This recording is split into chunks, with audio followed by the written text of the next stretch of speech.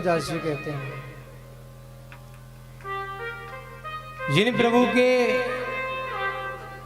राम के नाम को हम गाने के लिए बैठे हैं, उन प्रभु राम के नाम में ही सब कुछ है। जो राम शब्द है, जो राम शब्द का रा है, रा शब्द में ऋग्वेद है,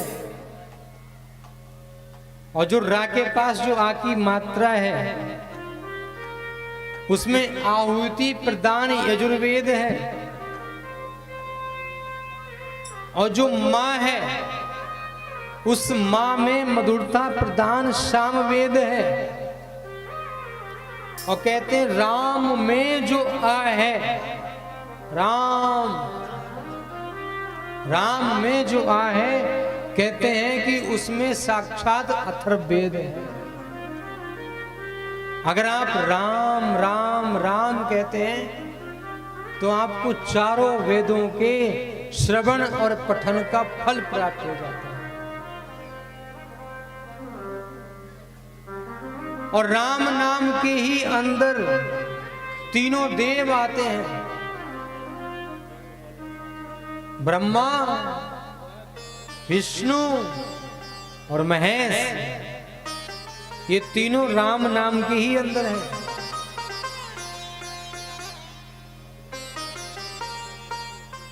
ब्रह्मा जी क्या करते हैं? ब्रह्मा जी सृष्टि करते हैं, ये भी राम जी की कृपा से। विष्णु क्या करते हैं? पालन करते हैं, राम जी की कृपा से। भगवान शंकर क्या करते हैं? संहार करते हैं, राम जी की कृपा से। राम नाम के अंदर ही तीनों देव आते हैं। और गोस्वामी तुलसीदास जी कहते हैं कि भैया, लोगों के मन में भ्रम बना हुआ है कि आप किसके उपासक हैं, निर्गुण के या सगुण के। कई लोगों के मन में भाव होता है कि हम भगवान को तो मानते हैं, लेकिन कौन से वाले मानते हैं? हम मानते हैं निर्गुण वाले, जिनका कोई रूप नहीं है, कोई आकार नहीं है। और एक भक्त होता है, कहता है प्रभु का ऐसा सुंदर रूप है, प्रभु ऐसे दिखते हैं, प्रभु का ऐसा सुंदर सा चेहरा, ऐसी आंखें, ऐसे बाल हैं, प्रभु सगुण साकार रूप में हैं। तो गोस्वामी तुलसीदास जी से पूछा किसी ने, भैया बाबा आप किसको मानते हो, निर्गुण को या सगुण को? तो गोस्वामी तुलसीदास जी कहते हैं, भैया सगुण को मन मेरा जचता नहीं है, और निर्गुण तक मेरा मन पहुंचता नहीं है। जो सगुण साकार प्रभु हैं वो मेरे मन को जचता है,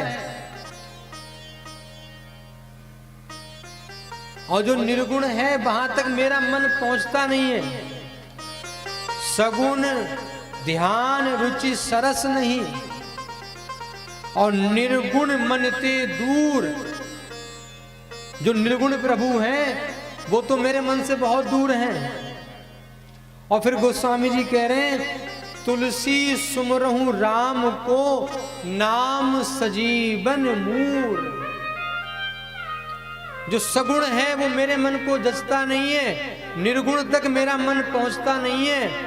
इसलिए भैया मैं निर्गुण और सगुण के मतभेद में नहीं फंसता, मैं तो भगवान राम का नाम ही जपता रहता हूं, जो साक्षात संजीवनी बूटी है, मैं तो उसी का पान करता रहता हूं।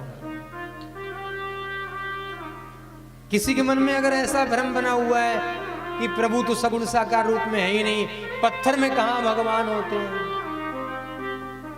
भगवान का कोई रूप नहीं होता है, मत मानो। गोस्वामी जी जो बात कह रहे हैं वो बात मान लो। आप निर्गुण सगुण के चक्कर में मत फंसो, आप तो बस भगवान का नाम जपते रहो। गोस्वामी जी कह रहे हैं, इन दोनों से मेरा मन दूर है, निर्गुण और सगुण से। ये मेरे ध्यान में नहीं आते। मेरा मन एक ही जगह लगता है, वो है भगवान का नाम जो संजीवनी बूटी है। और कह रहे हैं ये संजीवनी बूटी ऐसी नहीं है, इसी राम नाम की महिमा को अब तुम सुनो।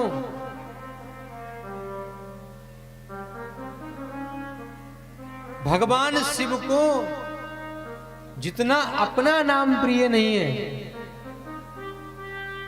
भगवान शिव को उतना राम नाम प्रिय है।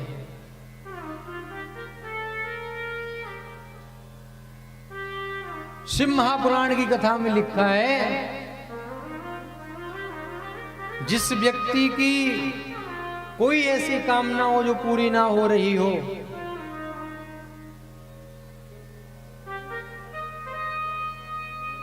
किसी पुरुष को अच्छी कन्या चाहिए हो, सुंदर कन्या चाहिए हो, सुयोग्य कन्या हो, और किसी बहन को सुंदर वर प्राप्त करना हो, किसी को संतान प्राप्त करनी हो, किसी को अच्छी विद्या, अच्छी पद प्रतिष्ठा प्रदान करनी हो, और आप खूब भगवान शिव की पूजा करते हो, अगर जल्दी भगवान शिव को प्रसन्न करना चाहते हो तो बेलपत्री पे चंदन से राम नाम लिख करके भगवान शिव को बेलपत्री अर्पण करो। राम नाम लिखी बेलपत्री अर्पण करने मात्र से भगवान शिव इतने प्रसन्न हो जाते हैं कि बहुत जल्दी ही आपकी समस्त मनोकामनाएं पूरी